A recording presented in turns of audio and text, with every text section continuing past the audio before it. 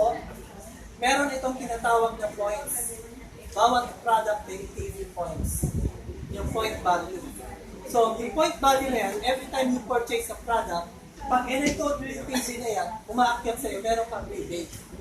And every time yung mga downline mo sa ilalim na ilalim hanggang 12 level, bumibili rin sila ng product, may umaakyat din sa'yo yung porsyento. Yung uni-level po, yan ang magiging long-term business mo. Ako po last month, nag-average yung accounts ko na rito ng around mga 30,000. 38, minsan 50, uni-level lang. Yung nagpe-purchase lang yung mga tao. Eh kung isang account lang yun, eh kung marami ka pang account, nag-uni-level. So mangyayari, malaking income din siya. And imagine, hindi ikaw ang nagtitinda.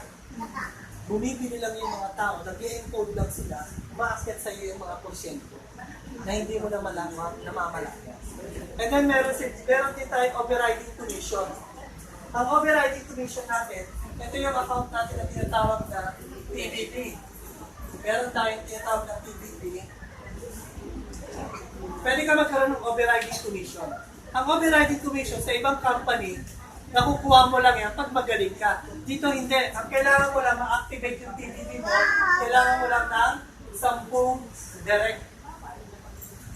Kailangan yung direct mo, BSD. Na-activate itong PBB mo, override commission. Ang ibig sabihin niya, lahat ng direct mo, pag na-activate, lahat ng direct mo, every time check sila, may check sila kumita sa pay rate. Pag ito kumita, meron kang 2.5% sa check nila. Lahat ng downline mo. Hanggang second level, ibig sabihin pati direct ng direct mo, meron kang 2.5%.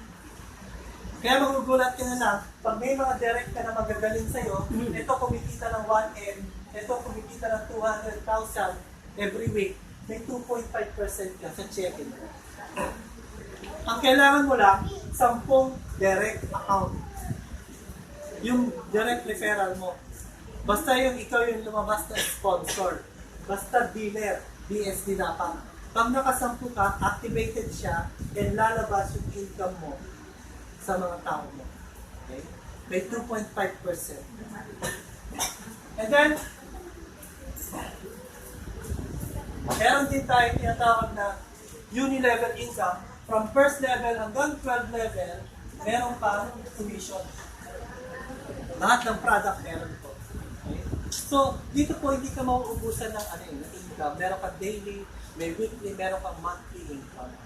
So, ini-encourage namin yung mga tao talaga na pwede ka na magpalit ng brand. Ang sikreto lang naman po dito is basically, magsiswitch ka lang ng brand. Kasi kahit hindi ka po sumali sa Isensa, gumagamit ka pa rin ng sabon, nagkakagulat, nagsashampoo, gumagastos ka po sa mga product na yan. Wherein, kapag ka kinonvert mo yung product mo, ginagamit mo yung product natin dito sa Isensa, organic na siya, non-toxic, all natural, kumikita ka pa. Darating ang time yung product mo, libre, and then meron ka pang negosyo. Ang tawag po sa pag-negosyo natin ito, consumerism. Yung pagiging consumer mo, yung kapangyarihan mo as a consumer, nagiging part siya ng iyong business. Kung saan yung income, nakukuha mo from your expenses. Yung expenses mo, kino-convert mo into income. Ganun lang kasimple yung konsepto ng negosyo na to. Kasi dalawang klase pa ang negosyo na nag-exist. Meron itong capitalism na tinatawag. Na kung saan, yung mga may pera, mayaman, kapitalista, sila lang yung mayaman. Sila lang ang kikita. Pero sa negosyo natin, ikaw na consumer ko. Ikaw yung partner ng company, ng Isensa. Ikaw yung pwede pang kumita. Ikaw yung pwede imaman. Magpapalit lang tayo ng ito. So maraming salamat po. Sana may natutunan kayo. At kung may mga questions kayo po, tanong dito sa upline nyo. Okay?